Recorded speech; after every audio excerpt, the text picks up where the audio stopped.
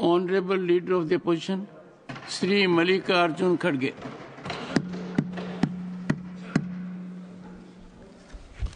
धन्यवाद सर, मुझे आपने विशेष मौका दिया, इसीलिए मैं आपका धन्यवाद करता हूं।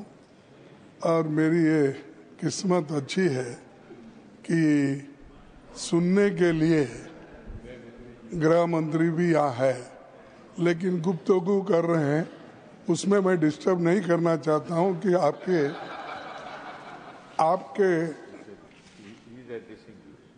नो वो तो सुन रहे हैं। ऐसा रहता, एक आंख सुनने का है, एक आंख देखने का, कान, तो वो उसमें तो सब तरफ देखते रहते हैं। नहीं तो होम मिनिस्ट्री चलाते कैसा, लोगों को ईडी में डालते कैसा, सीबीआई कैसा चलाते हैं, ये सब बहुत उसमें तो माहिर रहे हूँ। सर, मैं ज़्यादा बात नहीं करना चाहता हूँ, घंटों से आपने मेरे को जो भी 10-15 मिनट दे दी है उसमें मैं ख़त्म करता हूँ। सर, ये वक्फ बोर्ड अमेंडमेंट बिल जो है, इसके बारे में सारे देश में एक ऐसा माहौल बना है कि माइनॉरिटीज़ को तंग करने के लिए ये बिल लाया गया है। और ऐसा कोई बहुत से बदलाव अगर 95 के एक्ट से होते थे, 1995 के एक्ट से, तो हम मान लेते थे। जो वहाँ है इसमें डाल दिए, और जो नहीं डालना चाहिए ऐसे चीजें डाल दिए। मेरे पास तो कंपैरेटिव स्टेटमेंट है, अगर मैं बोलते कहूँ इस पर तो वक्त बहुत लगेगा। मैं ये 3 कॉलम बनाया हूँ कि पहले क्या था फॉर्मेशन, अब बीच में 95 में क्या था, इन्होंने क्या बदलाव किया, ऐसे सारे चीजें आपके सामने मैं रखने की कोशिश तो नहीं करूँगा, क्योंकि टाइम कम रहने की वजह से, और बिल को पास करना भी है आपको, तो इसलिए ये जो इतने लोग अपोज कर रहे हैं, और आपको देखिए इवन पार्लियामेंट में भी जो आपने कोशिश की सबसे मिलके इसको पास कराने के लिए, लोकसभा में, तो ये बिल पास हुआ कितने में, इनके पक्ष में 288 आए और विरोध में 232 आए। ऐसा कौन सा, यानी सभी लोग इसको एक्सेप्ट किए? इसका मतलब ये है इसमें कमियां हैं, खामियां हैं, इसको आप ये देखना चाहिए। अगर हम लोग जो हम करते हैं वही सही, जिसकी लाठी उसकी भैंस अगर करते गए तो सर ये किसी के लिए ठीक नहीं होगा। और दूसरी बात ये है कि ये वक्त एक डोनेशन का, यानी दान का बिल है, ये कोई और तरीके से पैसे लाने के लिए या पैसे जमा करने के लिए नहीं है। ये जो दान देता है या कोई इसको डोनेट करता है, वो मुसलमान हो सकता है, क्रिश्चियन हो सकता है, हिंदू हो सकता है, सिख हो सकता है, लेकिन ये सारी चीजें ध्यान में रख के आप करने के बजाय इसको आपने अलग तरीके से इसको देखकर जो माइनॉरिटीज के हकूक है उस हकूक को छीनने की कोशिश एक तरफ किए हैं, और दूसरी तरफ अभी कई वक्ताओं ने उधर से जो भी बोलते हैं पसमिंदा उनको और महिलाओं को ठीक करने के लिए, भाई ठीक है, लेकिन मैं आपका ये क्वेश्चन का आपने आंसर दिया है, यानी आपके डिपार्टमेंट माइनॉरिटीज के डिपार्टमेंट को आपने कितने पैसे अलॉटमेंट किया माइनॉरिटीज के लिए और कितना खर्च किया, और ये इसके आधार पर अगर मैं कहूं और रखूं आपके पास, आपको भी ताजुब होगा। सर, एक 18,274 करोड़ रुपए इन्होंने अलोकेशन किया 5 साल, जिसमें 3,574 करोड़ खर्च नहीं हुए। ये इनका गरीबों के वास्ते जो उनका जो सोच है इससे मालूम होता है। और उसमें और भी बजट कम करते करते करते गए। 1920 में 4,700 और 2020 में 2019 2019-20 तो उसमें इन्होंने 4,700 करोड़ रखा था, वो भी खर्च नहीं करे। 194 करोड़ उसमें बाकी रखे। 2021 में 4,005 तो उसमें भी फिर अनस्पेंट मनी 6 करोड़। 21-22 में 4,346 में 21 करोड़ बाकी अनस्पेंट। 22-23 में 2,612 फिर 1,775 अनस्पेंट। फिर 23-24 में 2,608 और अनस्पेंट 1,576। टोटल 18,274 में 3,574 अनस्पेंट मनी। एक तो 4,700 से घटाते घटाते अब 2,608 करोड़ पे आए। क्या यही है आपका? माइनॉरिटी के साथ, गरीबों के साथ हम भलाई करेंगे? क्या भलाई? एक तरफ बजट काट रहे हो, दूसरे तरफ 250 बजट को आप खर्च नहीं कर रहे। तो ये दर्शाता है कि आप माइनॉरिटी इकोनॉमिकली डेवलपमेंट करने के लिए या उनको एजुकेशन या हर तरीके के सहूलत देने के लिए आप तैयार नहीं हैं, इससे ये मालूम होता है। और उनके जो 5 ये आपने पहले बजट में बताया था, तो 5 उनके स्कीम को बंद कर दिए। 5 स्कीम्स, एक मौलाना आजाद नेशनल फेलोशिप को बंद कर दिए, इंटरेस्ट सब्सिडी एजुकेशन को देने का लोन वो भी बंद कर दिए, फ्री कोचिंग को बंद कर दिए, सपोर्ट फॉर स्टूडेंट्स वो भी बंद कर दिए। उसके बाद scheme for providing education in मदरसाज minorities वो भी बंद कर दिए।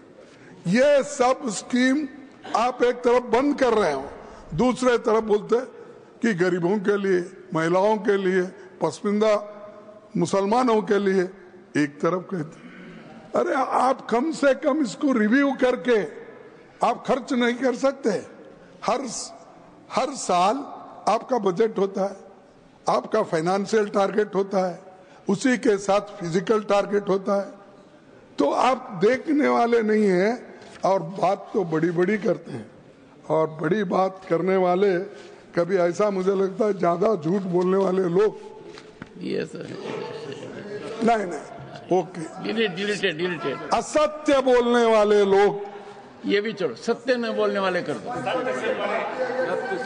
नहीं भाई, असत्य बोले तो सत्य से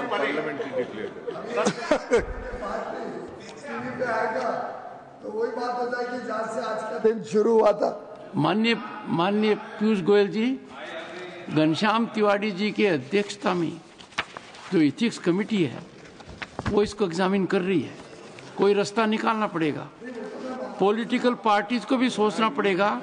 उनके कोई सदस्य का आचरण ऐसा हो जाए तो कैसे काउंसलिंग की जाए, क्या नतीजा निकले। माननीय leader of the opposition. Sir देखिए, 1995 एक्ट को इन्होंने सर्वसम्मति से उसको स्वीकार किया। आज वही लोग कहते हैं कि वो ठीक नहीं है, हम नया कानून बना रहे हैं वो गरीबों के लिए, माइनॉरिटीज के लिए। तो उसके बाद में उनके जो भी लीडर्स है, मैं नाम पढ़ सकता हूं लेकिन जरूरत नहीं, क्योंकि इसके पहले हमारे नासिर साहब ने बताया पार्लियामेंट में कौन सपोर्ट करे, राज्यसभा में कौन सपोर्ट करे, इनके लोग प्रेजेंट थे, आपने स्वीकार किया, रिकॉर्ड में है। फिर भी आप फिर उसको ये कहना चाहते हैं कि हमने नया लाया। नया कुछ नहीं है इसमें एक्सेप्ट जो आपने लोगों को तबाह करने के लिए जो क्लॉजेस डाल दिए हैं वो आपने किया है। अब देखिए, सर्वे commissioner and additional commissioner appointed to conduct the preliminary survey of work properties. आपने क्या कहा उसको? Replace the survey commissioner with the government officer above the rank of collector. यानी कलेक्टर के हाथ में दिए। तो इलेक्टेड डेमोक्रेसी में तो इलेक्टेड मेंबर्स ठीक है ना सब, तो इलेक्टेड मेंबर्स को निकाल के वो ऑल मुस्लिम्स इलेक्टेड मेंबर रहते, अब ऑल नॉमिनेटेड, यानी सत्ता अपने हाथ में लेने के लिए ये बात आप कर रहे हैं, ये बात कर रहे हैं। तो इसीलिए ये इनका इंटेंशन ठीक नहीं है, इरादा ठीक नहीं है।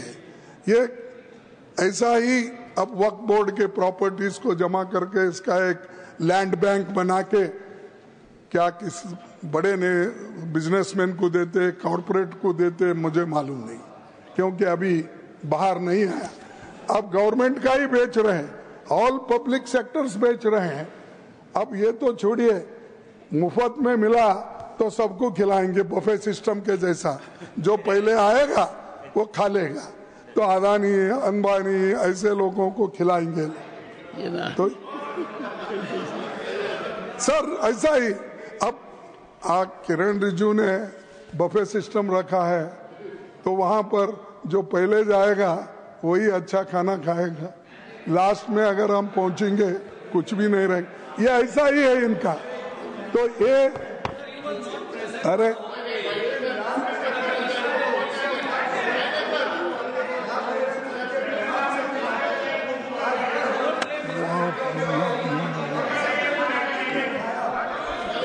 से सबने खुला है, उसके बाद ये सुन के बड़ा दुख होता है सर। एलओपी अगर बोल रहे हैं तो सर इस तरह बीच में डिस्टर्ब करना चाहिए सर। और एक सब गवर्नमेंट पहले की प्रोविजन जो था, government property identified as waqf remains waqf, ये था सर। अब क्या कर दिए हैं, government property identified as waqf will no longer be considered waqf. The district collector will determine ownership in case of uncertainty and update revenue records who reports to the state. ये कैसा करेगा साहब कलेक्टर, क्योंकि वो रेवेन्यू, ऑल रेवेन्यू लैंड्स उनके हाथ में रहते हैं, और वही अगर वहां पर बैठे इस पे न्याय करने के लिए, नेचुरली कलेक्टर अपने फेवर में करेगा, ना कि वक्फ बोर्ड के फेवर में करेगा। तो इसीलिए इसको देखना चाहिए, जो जजमेंट देने वाला है और वो खुद ही पार्टी है। ये सारी चीजें इसमें है। और दूसरी बात, पहले एमपीज, फॉर्मर जजेस and eminent persons appointed to the central Waqf council must be मुस्लिम।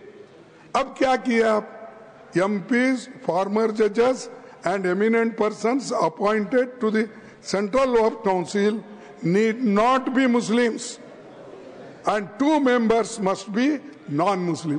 क्यों नॉन मुस्लिम्स को इसमें ला रहे हैं? क्या नहीं साहब, मैं पूछता हूं, तिरुपति में जो वहां पर ट्रस्ट है उसमें आप किसी मुस्लिम को डालते हैं?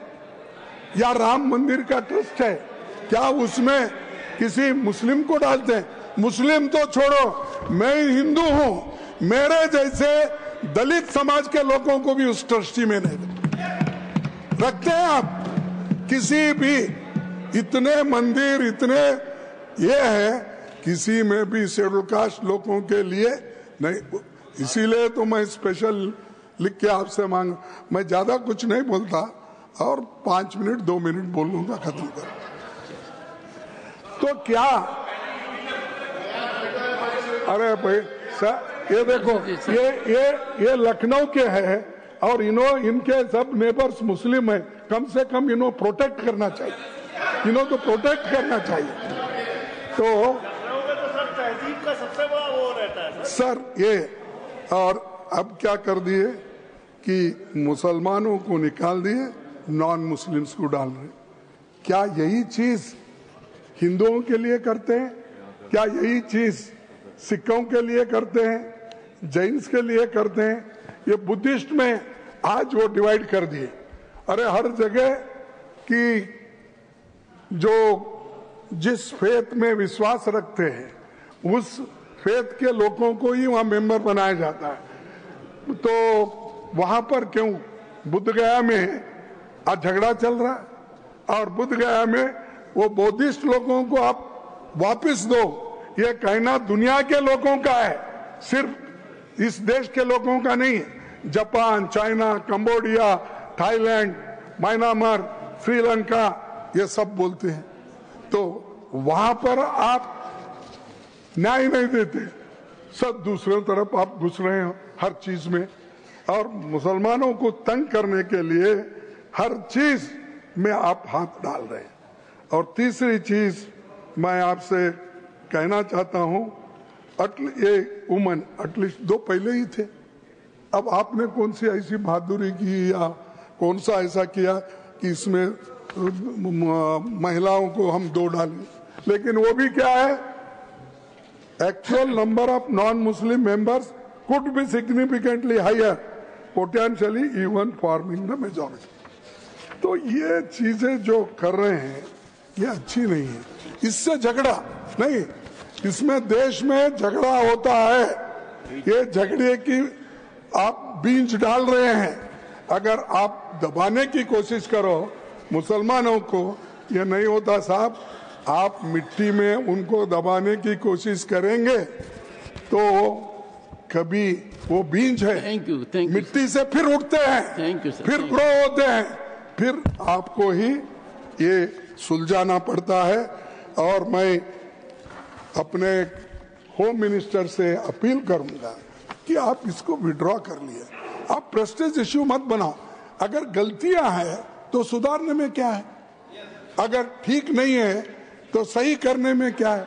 हमने इस देश का कानून बहुत दफा, इस देश का संविधान में अमेंडमेंट लाए बहुत से, तो ये करना, विड्रॉ करना ठीक है। मुसलमानों के लिए ये अच्छा नहीं है और कॉन्स्टिट्यूशन के खिलाफ है। कॉन्स्टिट्यूशन को सबको आजादी दी है, इसके बावजूद फ्रीडम ऑफ एक्सप्रेस नहीं है, फ्रीडम ऑफ प्रॉपर्टी नहीं है, दान दिए सो रख ले नहीं सकते। ये चीजें करना ये समाज के लिए ठीक नहीं। और जो शांति और सौहार्दता इस देश में है उसको आप कायम रखने की कोशिश करो, उसको छेड़ने की कोशिश मत। सर 1 मिनट लास्ट, इतना बोल के खत्म कर देता। मैं एक शायरी सुना, कभी तो लिख लो। नजर नहीं है नजारों की बात करते हैं, नजर नहीं है नजरों की बात करते हैं, हाँ नजर नहीं है नजारों की बात करते हैं, जमी पे चांद सितारों की बात करते हैं। वो हाथ जोड़कर बस्ती को लूटने वाले, वो हाथ जोड़कर बस्ती को लूटने वाले भरी सभा में सुधारों की बात करते हैं। श्री संजय कुमार बड़ा हसीन है सर, पूरा बोल। अच्छा पूरी नहीं गया, हाँ बड़ा, ये शेर पूरा होने दो। वो हाथ जोड़कर बस्ती को लूटने वाले भरी सभा में सुधारों की बात करते हैं। बड़ा हसीन है उनकी जुबान की जादू, लगा के आग बाहरों की बात करते हैं। और मिली कमान तो अटकी नजर खजाने पे जमीन पे लगी, मिली कमान तो अटकी नजर खजाने पर, नदी सुखा के किनारों की बात करते हैं, नदी सुखा कर किनारों की बात करते हैं, वही गरीब बनाते हैं आम लोगों को, वही नसीब के मारों की बात करते हैं। तो इसलिए कहता हूँ कम से कम अब तो संजय कुमार झा, अब नहीं, अब तो शाह साहब सुनने के बाद तो कम से कम वापस लो, कोशिश करो।